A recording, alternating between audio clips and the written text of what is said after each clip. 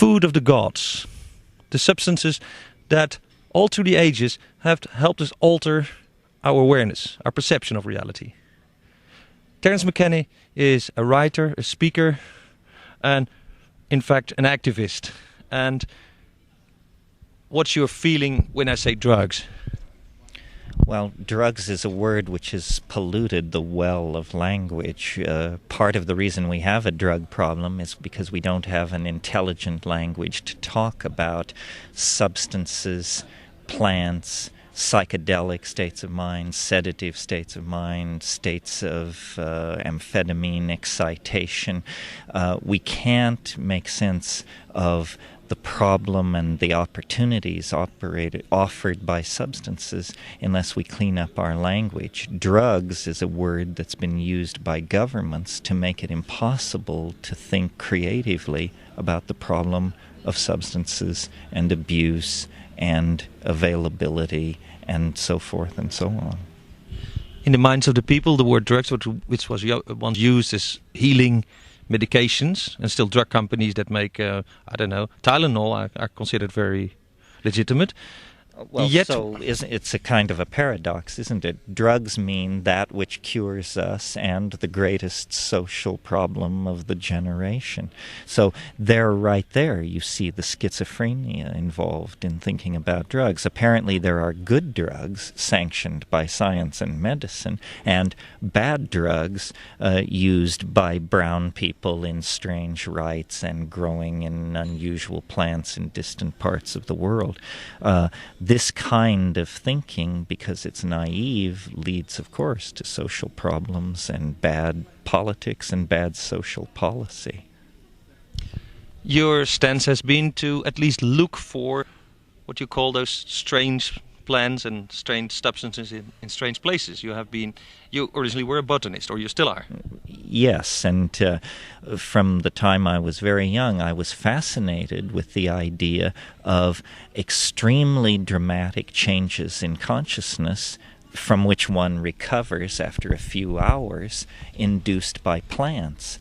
And I discovered through the writing of Aldous Huxley and other people that this was a worldwide religious and cultural phenomenon that my own Catholic middle-class upbringing had completely overlooked and denied, and I've been fascinated with it ever since. You know, it's a bit like sexuality. It's something which the Calvinist intellect would just prefer didn't exist, but in fact, the phenomenon of being human beings in animal bodies with a relationship to nature makes it important for us to address these altered states of consciousness and the plants, the substances, and the cultural institutions that come into being around these things.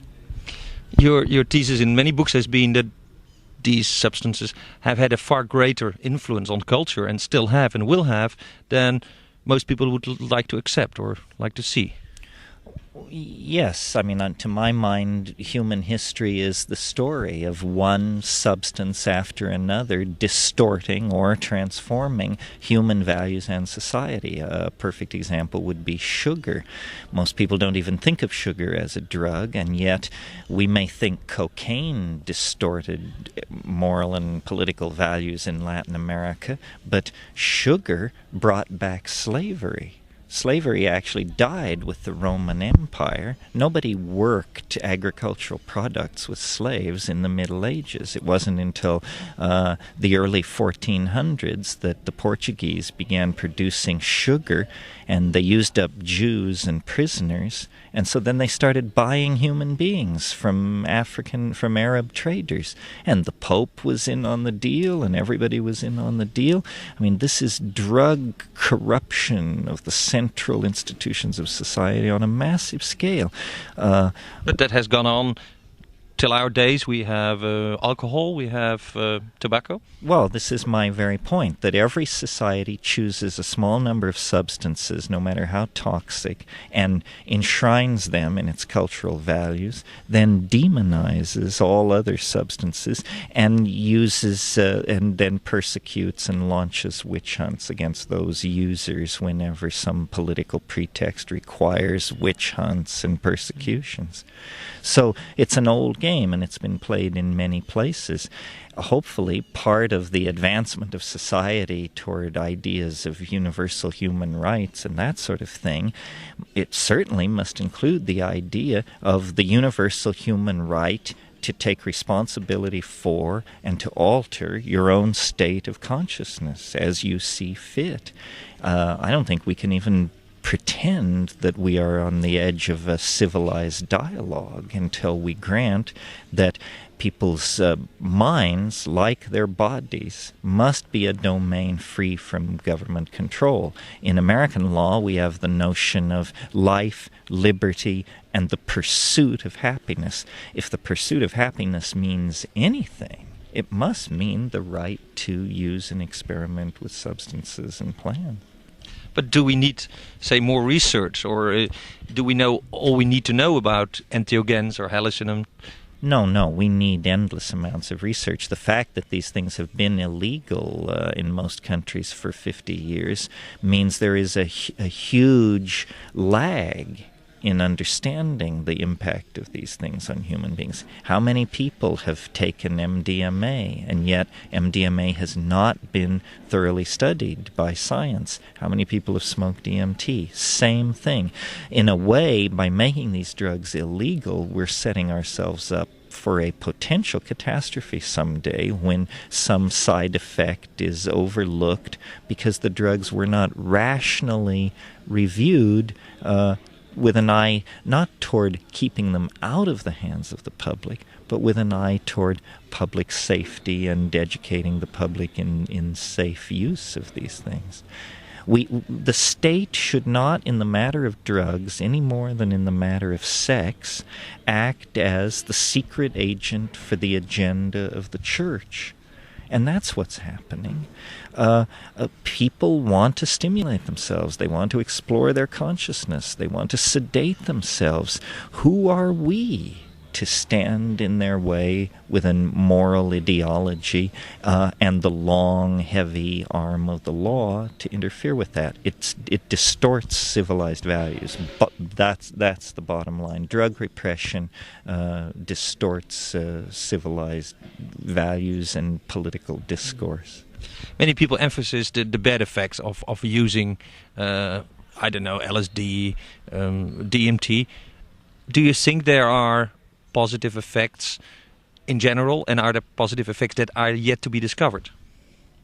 Well, yes. Anyone who has actually been around people using psychedelics know they have tremendous therapeutic potential, tremendous potential to launch people into confrontations with aspects of their personality or their history that they are in denial of. The people who hold that these psychedelic substances have no application have very little actual personal experience with them. It's the old story of my mind is made up, don't confuse me with facts. Would psychology be further ahead? Would you have learned more about the way the human mind works on itself in an interaction with others if the research, say, on the use of LSD or ibogaine or many of these substances would have proceeded in an orderly and what you could call scientific way? Yes, I think it's a great tragedy of 20th century science that the original excitement about exploring consciousness and mental illness generated by the discovery of LSD gave way to establishment paranoia and repression of drug-using populations. The excitement in psychology when LSD was first introduced was like the excitement in the physics community when the atom was smashed, and everybody thought, well, now we'll understand mental illness, schizophrenia, the memory, so forth and so on. And instead, the government lost its nerve because it saw that these substances have a potential for deprogramming people to institutional values. And that was so terrifying that all the promise for mental illness and creativity studies and so forth and so on was sacrificed to institutional paranoia about the fact that drugs might actually cause people to wake up to some of the abuses and scams that were being run by late modernism and capitalism. Clear. Thank you, Terence. Thank you.